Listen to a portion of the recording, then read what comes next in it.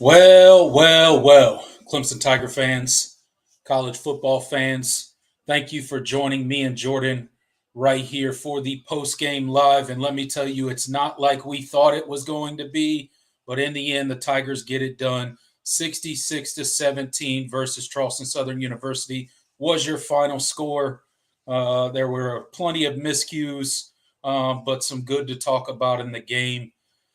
And we're gonna get right into it. Jordan, how you doing tonight on this, or I should say today, on this fine Saturday? I mean, pretty good, honestly, all things considered. I mean, just been chilling, watching college football, and the game we just saw today was nerve-wracking at times, kind of just reminiscent of a lot of what you saw on Monday night. You also saw a lot of positives. You saw some young guys flash. So I think there's some things to build on. I mean, the questions certainly have not been answered about this team, but um, you know, the final score looks a lot better. Um, it looks a lot more like it should, and it definitely looked the way it wasn't looking at the end of the first half. So, um, yeah, but we'll get into it. There's a lot of positives, a lot of negatives. Still, this team still has some growing to do, though. Yeah, absolutely. We for sure have a lot of growing to do, and tons to talk about here in the next 45 minutes to an hour or so when we're doing this post game live. A lot of other college football games being played right now. A lot of good close games out there. So it's always a good day to be a Clemson Tiger. Always a good day to be a college football fan, because we are in the midst of college football season and we all love it. A couple shout outs to the chat. The hard take is in here. Thank you for getting into the live chat already. John Sarian's in here. John Smith, Big Mick, Agman012 is in here. Brendan Tisdale's in here. Pat, aka Detective Loki, DP, Jacob is in here. Let me see if I missed anybody. Steele Gamble's in here. Travis Vance is in here. I think I hit everybody. Drew G, Isaac Smith, tons of people in the chat. We thank you so much for stopping by, hanging out with me and Jordan on this post game live. And let's just start at the top, Jordan. Let's start at the beginning of the game. Clemson came out. They drove down the field. They scored a touchdown. It looked pretty good to start the game, right? And then, the miscues started. If you look at overall, if you look at the game, the defense really only gave up 3 points. I'm not going to hold that touchdown against the defense because it was a fumble recovery that took Charleston Southern all the way down to the 1 yard line. And you could have said, yeah, they should have kept him out of the end zone. But at the end of the day, at the 1 yard line, when you got 4 tries, goal to go, that's not an easy task to do. So, in my opinion, the defense played really good today. They only allowed 3 points, which was my prediction for the defense to only allow 3 points. However, the offense gave up 14 points. 14 points from the offense with that. And let me ask you, because I'm not really sure what happened on that play between Cade and Maffa. I don't know if the snap was kind of hot and Cade bobbled it, or it was just kind of a miss, a trouble with the mesh point with with Cade and Maffa. What did you see on that fumble that kind of sparked that touchdown for Charleston Southern? Yeah, it kind of seemed like it was a bad snap. It wasn't a great snap. I wouldn't say it was a bad snap, but it was one that Cade had to corral and he didn't. Mm-hmm. He didn't. It kind of threw the timing off. But regardless of who was on, it was just reminiscent of everything that we saw on Monday night. And this team that's just what this team is right now. They are prone. They're mistake prone, and that's unfortunate. And it definitely cost Clemson Monday night. It could have cost Clemson, worse in this game, but they were able to clean it up. But moving forward against better competition, that's something that does need to be cleaned up. But yeah, this first half offensively was just a a wild mixed bag of Cade. The offense itself, the play calling itself, I didn't have much of an issue with. And we talked about this in the pregame show. We said that getting Cade a lot of reps and allowing him to throw the ball a bunch was the best way moving forward for this team to work the kinks out. And we got what we wanted, especially in that first half. Yep. It just was worse. It was a little more catastrophic in some of the decision making than we thought it was going to be. That pick six had no business being thrown. There were three different receivers open on that play. Most notable, I know that Bo, I think Bo was open. I think he ran a little hook or a curl, or I can't remember. And Cade just missed him. Yeah. And I think he had Shipley in the flat as well. And he just, instead he allowed the pressure to come, and then he just felt like he had to put something up so he wouldn't take a sack, and just floated one up right for the defensive back to take all the way for 6. That can't happen.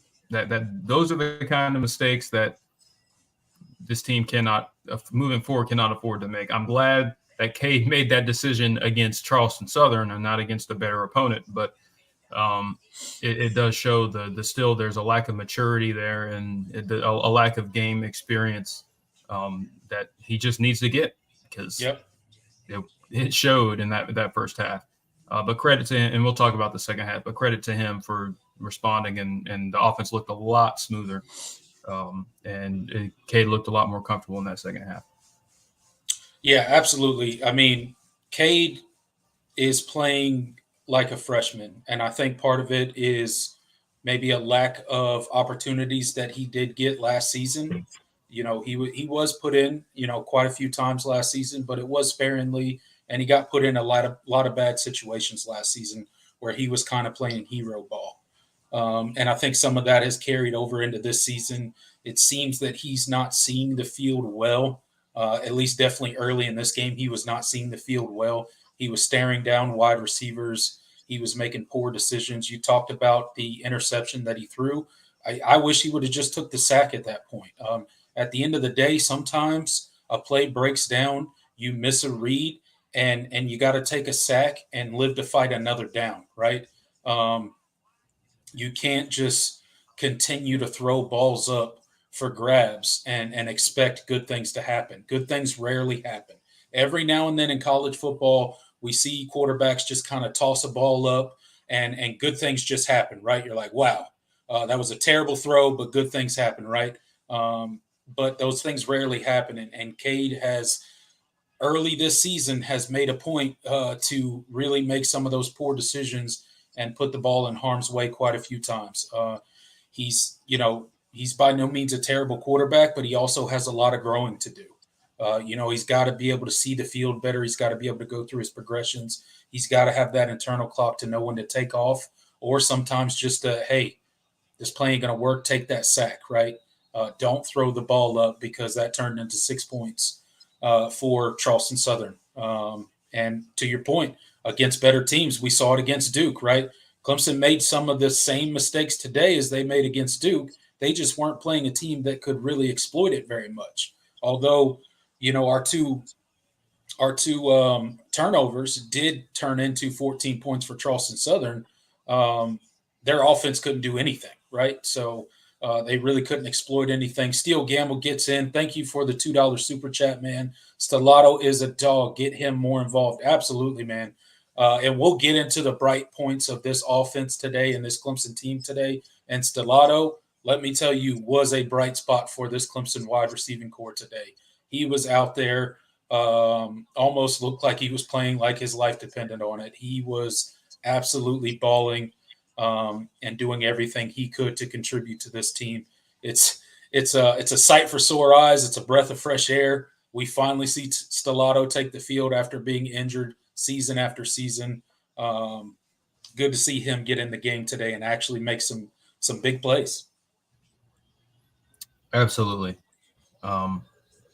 But the kind of since we're talking about a lot of the negatives. Well, and like you said, we'll get into the more of the second half, but um, the receivers in the first half, I thought played okay. Like I think there were some moments where it was clear they weren't completely focused. I think Bo had a really bad drop on third down early in the game. Yep. Adam Randall, they took a shot down the field. They ran a little fade, and Adam Randall, he wasn't able to come down with it. I mean, he had a step that's a kind of catch that he needs to start making, especially against an FCS corner. And I know they said that was their best corner, and that he was one of the few returning guys from that defense. But you got to look, you got to fight for the ball there, and it didn't really look that great. But I think on that first drive, I thought they did a lot of nice stuff. It was good to see them get Jake Brenningstool involved, a little easy catch and run opportunity, and they did that a couple of times in this game. So seeing him featured more in the offense moving forward, I think, is a big deal as well. Mm-hmm. But I think it really just the offensive miscues were just kind of the story of that first half. Shipley played well. Moffitt played well. And I didn't think that the offensive line had a couple of whiffs here or there, but more or less, they played fine. But yeah, it really is just the mistakes with this team. It's really it has to get better. And seeing the field better is paramount, because there were a lot of plays that he missed in that first half with just guys running wide open. I remember seeing. I already mentioned one of those on the pick six, how many players were open on the pick six, but that wasn't the only one. He missed Tyler Brown down the field at one point. He needs to be, he needs to start throwing with more anticipation.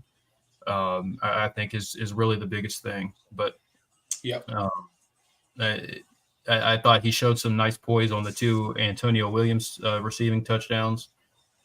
So that was good. But again, it just, you see the flashes, you see the arm talent, but up here it still has a little bit of a ways to go. Yeah, I mean, look, Cade's going to continue to improve throughout the season. And, by no means am I saying, the mistakes are completely going to go away. He's going to make some boneheaded mistakes throughout this season. He just is. He's kind of, just getting his feet wet as a starter. It seems sometimes he tends to get locked on a guy pre-snap, and he has trouble, going through his progression. He kind of gets locked on, and then he starts to dancing in the pocket. The pressure comes, and he ends up making a poor decision, right? Stuff like that has to be cleaned up. But stuff like that is stuff that can be cleaned up. You do see the arm talent there. You see some of the throws that he made today. It's there. The athleticism is there. The arm talent is there. To your point, it's just got to be cleaned up mentally, right? He's got to get more comfortable with the offense. He's got to get more comfortable going through his progressions. And I think he will as the season goes on. But it was truly a tale of two halves. You look at the stats at the end of the first quarter, right? It was tied up 14-14. Clemson punched that touchdown in to tie it up right as the first quarter was expiring, right? And the total yards was 197-7. 197-7, but it was 14-14. Again, another game where you see a game that's super close, but doesn't match in the box score when it comes to the stats. And that just goes to these miscues. I don't know what this coaching staff has to do to get these miscues cleaned up. We kind of talked about the interceptions and Cade's part, but I don't know what we have to do to get these mesh points cleaned up where these fumbles are happening far too often. It seems that they're, not only are they happening, but they're happening at the worst times possible. Last week it was the red zone.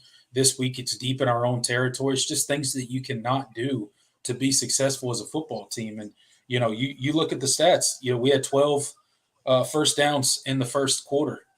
They had 0, yet they had 14 points. It just doesn't make sense when you look at the stats. But when you watch the game, it makes perfect sense. Clemson is literally giving Charleston Southern all of their opportunities. And I think maybe Charleston Southern had one good drive the entire game where they kicked a field goal, right? Yep. But outside of that, the defense played outside of their mind the entire game. They were flying to the ball. They looked much better today, albeit against Charleston Southern. I get it. FCS opponent, way lesser talent value. But it looked like they were playing with a bit more intensity today, especially the linebackers. Um, Carter for sure today definitely flashed for me. He was definitely in there on a lot of tackles out on the perimeter. He was taking good angles. Wade Woodaz had that amazing pick. So that was good stuff there. A lot of good stuff in the game today. Just we got to clean up those miscues, man.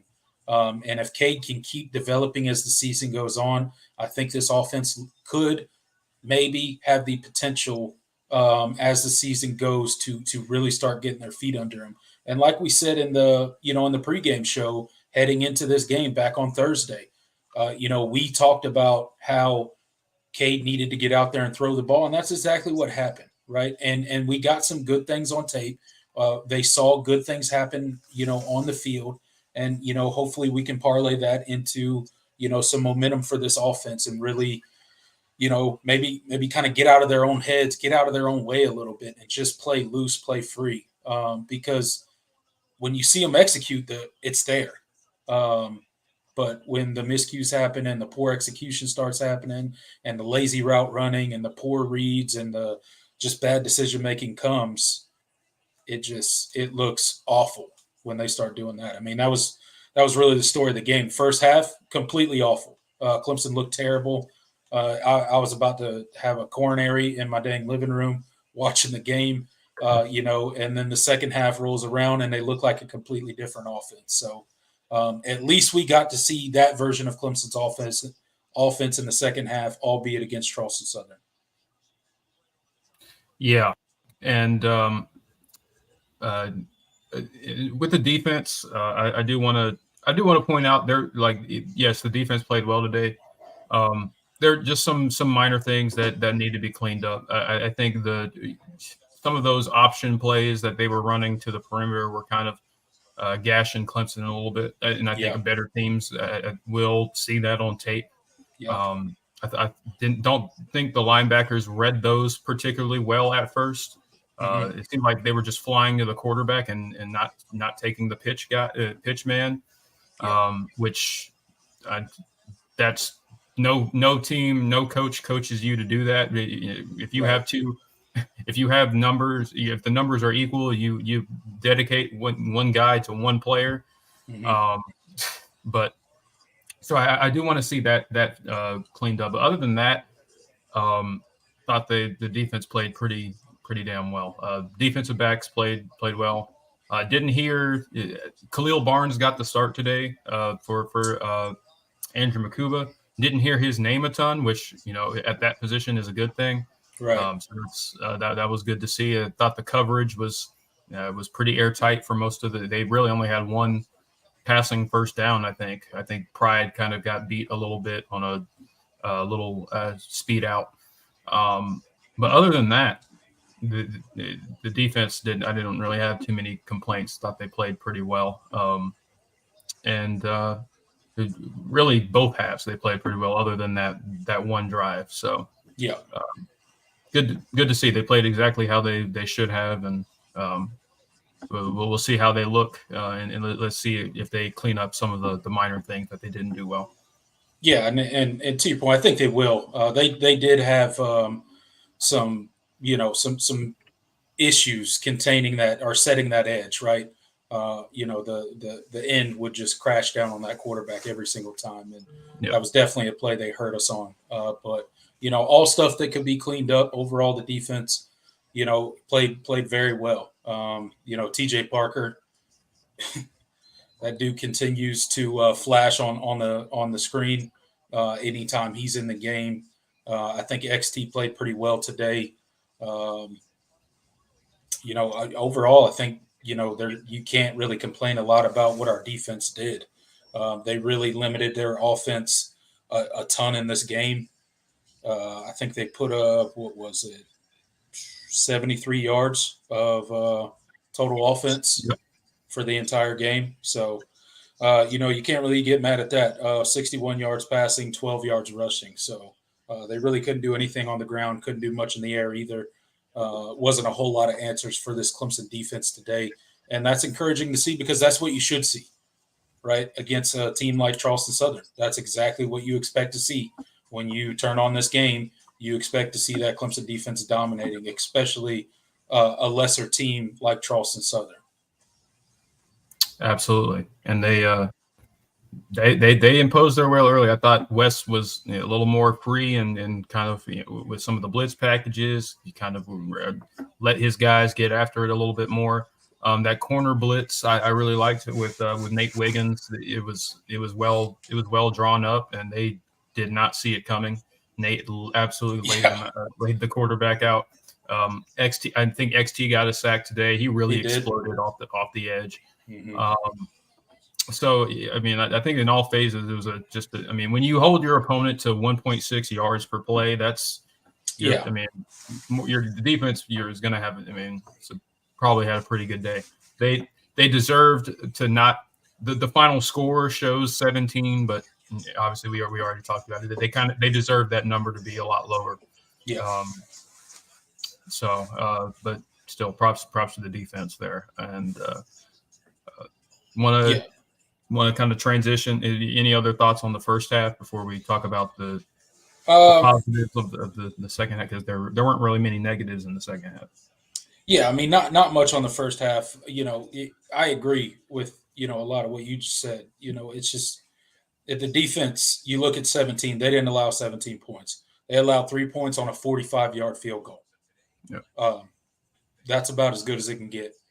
Outside of just holding them scoreless. So, it was good to see that pass rush there today. Their quarterback definitely could not get any sort of comfort back there at all. He was under duress the whole game. So let's transition to some of the good stuff in the second half. We kind of saw a completely different Clemson team show up in the third quarter, especially outscored Charleston Southern 28-0 in the third quarter. Clemson came out, defense 3 and out for Charleston Southern, punt the ball to Clemson. Clemson goes down, puts it in, and just every drive in the third quarter looked really good for Clemson. Cade was finally executing. He was hitting receivers right where he should have placed the ball. The running game came alive. Just overall as a team, they looked way more energized. They looked like they knew what they were doing on offense. The miscues kind of disappeared. Cade had a lot better decision making. We kind of beat him up in the first half, so we got to show some love in the second half as well because he did bounce back and he did end up playing a really good game. His stats ended up 28 for 37, 75% passing, 315 yards, 8.5 yard average. So 4 touchdowns, 1 interception. Overall, early, it wasn't good for Cade. We talked about it, some of the stuff that he needs to continue to work on and improve. But you got to give him props that he came out in the third quarter and he absolutely balled out. He flushed the first half. He didn't let it carry over and turn into a completely a complete bad game. He kind of turned the page. Here comes the third quarter, and it looked like a completely different offense. Yep, and he just the poise was there. The timing was a million times better. Hey, that pass over the middle to Bo Collins that broke off for that touchdown. That was, that was really good to see, and he threw with anticipation. It was kind of it's a throw you have to make, but it was still kind of a tight window, and he got it in there, and Bo was able to break free.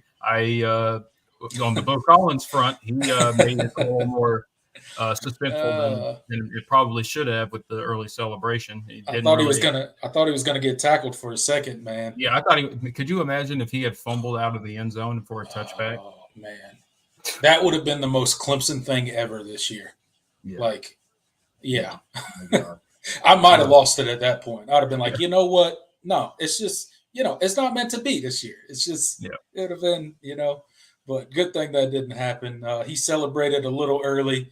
He thought he had beat that last guy. He didn't see that he had one more that just wouldn't give up on the play. And credit to that dude, man. He was giving it his all trying to chase Bo Collins down and almost did. Luckily, he didn't fumble. So, man. But you saw some of the crossing pattern, attacking the middle of the field. I really like to see it. Brenning Stool didn't really have a big day. But Clemson's still attacking the middle of the field, and I love to see it. That's what this offense. Not the only thing, but that's one of the things that this offense has been missing for so long. Just the neglect of the middle of the field in between the hashes. Drew G with the $5 super chat. Thank you. He says, to be honest, Clemson doesn't have that edge right now. That makes them seem competitive this season. And, Drew, I agree.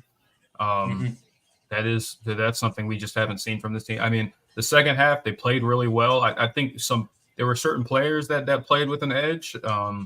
I've seen Jaden Lucas lay out, make that huge hit that led to that Wade Woodaz pick six. That was really good to see. I thought certain players came out with some fire. Sherrod Coble had a couple of big hits. Yeah. But yeah, this team still doesn't feel mentally tough right now. I'm happy they responded after the debacle that was that first half. But we still need to see that extra. I don't know what it is, but they just don't have it. What previous Clemson teams had, where you feel confident that against a better opponent they'll be able to respond. So again, that's something that, and I've already made my stance clear.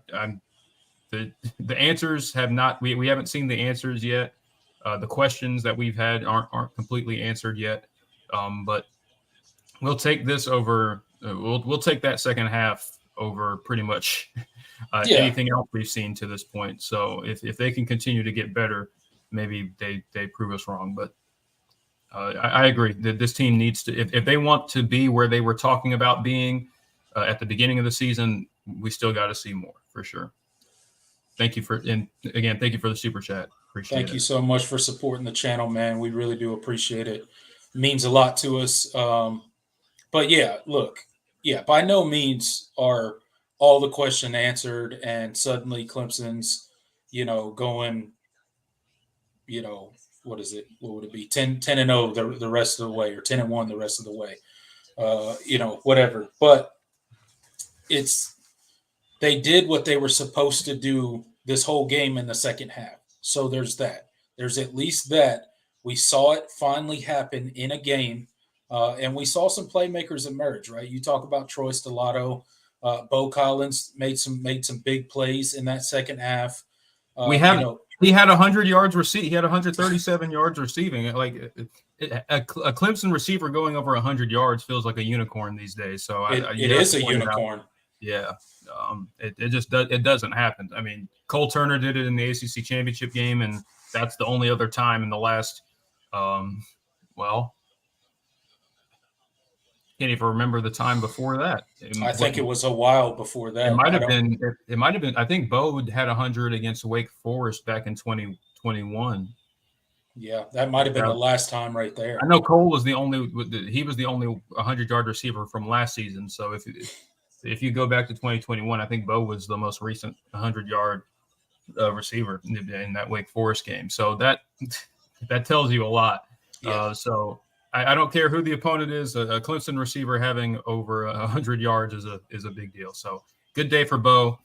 He bounced back from that early drop and had a really nice game. So hopefully he builds on this performance and kind of shows kind of what he showed at the beginning of last season before getting hurt. So if he can build on this and stay healthy, I think this is a nice performance to build off of. Yeah, a few drops early. But in the second half, the wide receiving core really got it together. You mentioned Bo. Obviously, Antonio Williams still out there balling out. Probably the biggest surprise of the day was Troy Stellato and how much and how well he played. I think he had what was the 5 catches, line? 5 targets, 5 catches for 51 yards, 10.2 yard average. That's pretty good, man. That's pretty good. Every time the ball came his way, he seemed to wrangle it in for a catch and make a play. So that guy was out there doing his thing. It's good to see, some of those playmakers just get out there and make plays. Our running backs, man, Will Shipley, dude, come on, man. The dude's just really good. Phil Moffitt was good. Dominique Thomas got out there and was balling out. Keith Adams had a couple really Jr. nice runs with the very disrespectful hit on that secondary player for Charleston Southern. God he's man. He's a load. He's a load. He's an animal. And then down in the red zone, Keith Adams Jr. Talking about him when he took himself out right before Clemson scored. And he was tackled. He was probably tackled 2 yards before the first down. And somehow he just kept driving. He was gassed afterwards, had to take himself out of the game before they scored. But, he was out there. I mean, that dude is a load himself. He does not quit. He runs with intensity. Jay Haynes got out there, got himself a touchdown. I mean, let me tell you about Jay Haynes. He was kind of an unknown in the recruiting landscape, and he was a late take for Clemson in the cycle. Played for a really small school in the state of Alabama, but you put on the tape and the speed and athleticism really jumped off the page, and it was something that Clemson was attracted to, and they ended up pulling him in. Jay Haynes, I think is going to end up being one of those, under the radar. It was under the radar at the time, but ends up being a really, really, really good player. I think he was a good player that was from an under-recruited and small area, and I think he's got a really bright future. And man. Jay Haynes is one of those running backs that Clemson traditionally has done a really good job with, and had a lot of success with. So I'm excited to see his development. You saw Jarvis Green get a couple of carries too as well. So it was nice to see the stable of running back, and then by the end you had like Tristan Rigby going out there and running the ball. Seegers was in there getting himself a carry. Rigby broke off that big one. I was like, what the heck is going on, man? Clemson was definitely flexing their muscle with the depth on the running back room. It was good to see. Jay Haynes, shout out to him, first game in Death Valley, and got a touchdown. Doesn't get much better than that. So happy for him, man. Happy for all them running backs. Will Shipley, we didn't have any 100-yard rushers, but we could have. Will Shipley and Phil Moffitt kind of got retired in the third quarter, basically, and they just kind of started rotating out the stable of running backs after that, which I don't blame them. Phil Moffitt and Will Shipley are good. They don't need the extra reps. They're just fine. But and who else? Well, we didn't mention Hamp Green and that incredible that incredible catch. Man, Hamp Green, dude. That was a shocker. When that I don't care who you're playing against, a catch like that is pretty impressive. Hamp Green is a guy that is definitely not. He's not a huge factor in the rotation. You're not going to see him very often, and he got an opportunity, and Hunter Helms just put it up there and gave him a chance, and that was pretty incredible body control. And hand to just kind of pull it with one and then control it to the ground. That's a tough catch. That was Sports Center top 10 worthy for sure. He might have only had one catch, but he made it worth it. He made it count. And I put out a tweet when I said Hamp Green wide receiver 1. So I was like, man, we found our wide receiver 1 finally. That was great to see. Who else? It was nice to see Josh Sapp get a touchdown. It was a really well designed play, and he kind of got open down the sideline for I believe a 25-yard touchdown pass. So good to see another tight end get involved. And I think Josh Sapp is a guy that you could see factor a little bit more into the passing game, down the road. I think he still has a lot of physical ability and talent, and so I think he could be a nice piece for you in certain packages. So it was nice to see him get involved as well. But really, just I thought the offensive line played a lot better in that second half, and a lot less of because in the first half there were plays where Charleston Southern kind of blew them up a little bit, which was just not good. But in the second half, they pretty much imposed their will. I thought the second team but really the second and third team offensive lines, came in, played well. Mm-hmm. Clemson was still able to run the ball pretty effectively. So that it was good to see the depth kind of get some some good snaps and not just going out there and playing, but actually getting quality snaps. Yeah, they were quality reps and getting productive yardage. I mean, they were running the same offense, right? So it wasn't this conservative run the clock out offense. They were getting these young dudes rep, these young the second, third team offensive linemen. You saw Hunter Helms come out there and lead a touchdown drive. You saw Paul Tyson come out there and lead a touchdown drive. Chris Vizina was well on his way to leading a touchdown drive. When the clocks hit 0 in the fourth quarter, they were down inside the red zone. And Dabo just kind of, good thing, just let the clock run out. But, Chris Vizina looked pretty good out there. Paul Tyson looked pretty good. Hunter Helms looked pretty good. The offense looked to just be, in another gear in the second half. And that's a good thing to see. I mean, you think about, we had 16 different wide receivers catch a pass today. I don't know how long it's been since Clemson could say something like that. And I get it. It's Charleston Southern. I completely understand who we're playing. I'm not overblowing this or sunshine pumping or pretending like Duke week 1 didn't happen. But it's good to seeing how bad this Clemson's offense has been for the past 2 seasons and in week 1 to see us come out, start a little slow, overcome some adversity, come out in the second half and really just take it to a team. That's something we really haven't seen. And you could say it's Charleston Southern, but when's the last time Clemson put up 66 points against anyone? Yeah. I don't. You didn't do it last season. I think the most you scored last season was 51 in that Wake Forest game, and the Wake Forest game, yeah.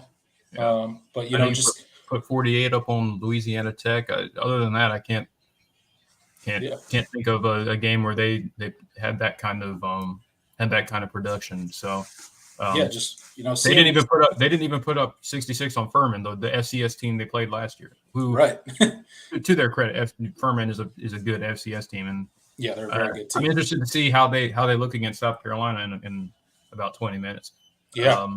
Might be a tougher game than South Carolina anticipates because Furman is a really good team. Although South Carolina should beat them with ease. But it was just good. It was good to see that many guys get out there and get catches. And I know we're halfway joking, about the circus catch, but it's just nice to see a Clemson wide receiver go out there and execute something like that. I know he's not wide receiver 1 and he's not going to start next week, and I get it, but it was just simply from a fan's perspective, from watching this offense for so long just be abysmal. It was just nice to see a wide receiver go up and get a ball, dude. It was just nice to see. And the game was already over, and it really didn't matter, but it was nice to see it happen. There are some positives coming out of this game, although, as we've stated, the questions are not answered. They still got to solve the miscues. They got to stop shooting themselves in the foot. Cade's got to progress as a passer. He's got to get better in the pocket. He's got to get better going through his progressions. But it did look like we had an offense today. So again, we talked about it right in the pregame show on Thursday. Those of you that are in here right now that don't know, the few of you that may not know, me and Jordan do a show every Thursday at 7 p.m. on this channel right here. Right now we're previewing the games and doing stuff like that. But it's a year-round show, so come hang out with us. Come check it out. We have a lot of fun with the comment section and all that stuff. But we talked about it on the show on Thursday, right? We talked about we just want a game where this offense and Clemson's team as a whole can build some confidence. And I think the second half was that for Clemson. I really do. Yeah, and I want this team to flush that first half, and I want them to, whatever emotions and highs they felt, after this second half, I want them to carry that into, this week and, next week and practice and carry that kind of confidence into FAU. And just, I want to see a more complete game, because I just, the team is showing that, the players are not, we don't have bad players. Like the as much as has been talked about the transfer portal and all that, and I still, in my opinion, is still Clemson could benefit from that. I think first and foremost, it really is just getting more out of the guys you already have, because I don't think this roster is untalented, and you and I both have said that this roster is not untalented, and they are a lot better. Than they showed Monday night, and what they showed in that first half today. So I thought in that second half, it looked like a team that it looked like a functional team that knew what it was doing, and we need to see that moving forward. And then they need to take that next step into being a team that's confident in what they're doing and plays with that edge and plays like a team that knows, hey, we're better than them, and we're gonna look like we're better than them, and we're going to play like we're better than them. Because hey, whatever this team's outlook is, I don't want to come away from the season feeling like we didn't really grow at all. And I think that's all the changes and stuff, the overarching program things, those can't be changed this season. That's going to be after the season talk. So I want to be able to talk about this year, looking back on it and say, okay, well, this team grew, this team got better, and I feel okay about the future, because that's something I really want to be able to feel good about the future of this program, and not really not just the results of this season. So we'll see how they look next week, but a lot to build on, and hopefully we see that carryover. Yeah, absolutely. We need it. We need it to carry over, and it's a good feeling to see a Clemson offense just go out there and operate with relative ease for an entire half of football. It was really good to see. It was a sight for sore eyes. And again, I keep saying it because I know people will come back and watch this in the replay and they'll be like, "Man, he's really gloating over us." Charleston Southern win? No, I'm not. Okay, go back, watch the whole thing. We're having a good conversation here, but it's just, it was good to see, and it's a building block. It's exactly what we asked for coming into this. John Sarian is in here asking, we expect any O-line changes, starters for next week. I think you can correct me if I'm wrong, Jordan, but didn't Blake Miller come out a little bit and Colin Sadler go in on the right side for a while there? I think you did. I'll have to go back and watch. I've got the replay recorded. So because I remember the only thing that makes me say that is I remember seeing Colin Sadler run out onto the field, and the name slipping my mind. I'm sorry. Blake Miller. Yeah, Blake Miller came out. And Colin Sadler was on the right side. So maybe that's something. Maybe, John, I don't know. I did notice that during the game today. I didn't really catch how long that kind of switch happened, or if it was permanent and I just didn't recognize it. I'm really not sure. But I did see that happen in the game where Colin Sadler came in and replaced Blake Miller for a little while. So that could be something. I mean, they talked a lot about how good he was coming into the season. So I'm sure all things are on the table. If somebody's not getting it done on that offensive line, and there's another guy there that is practicing and doing well, why not throw him out there, see what he does, see if he's performing a little bit better. I got the Miami Texas A&M game game on my phone. It's a pretty good game. Shout out to Miami. They're winning right now into the third quarter. So 31-28 there. Another team on the schedule that is looking is better than preseason prognostication said they would be.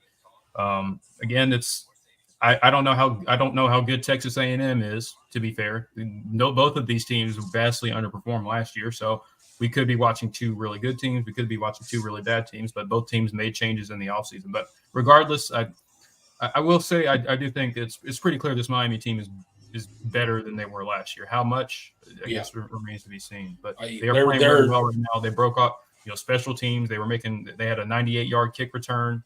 They're looking good.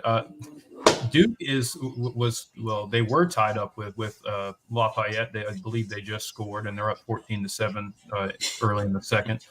But that's not good. We need Duke to win some games, man. No, North Carolina's tied with App State at the half. So I don't know what to take from that, to be honest. I caught some of that game as well, some of that first day. Tennessee is on the struggle bus with Austin Peay right now.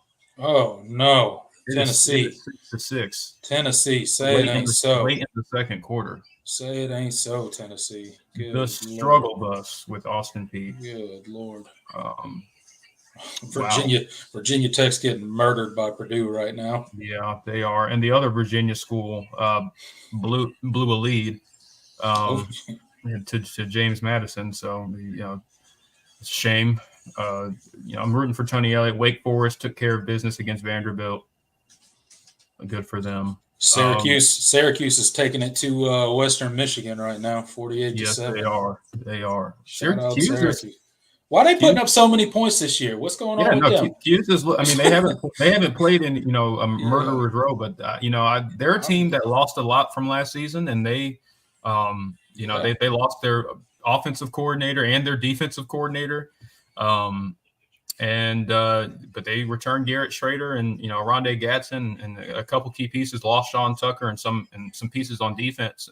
But hey, they've looked competent so far. So that's a lot better than I would have said if you asked me before the season. So that's good. But honestly, Clemson's ACC schedule is shaping out to look really interesting. I think there's some games that could be difficult and could not be. Notre Dame took care of it. Well, I won't say they took care of business. It was a struggle. It was a struggle for a little bit.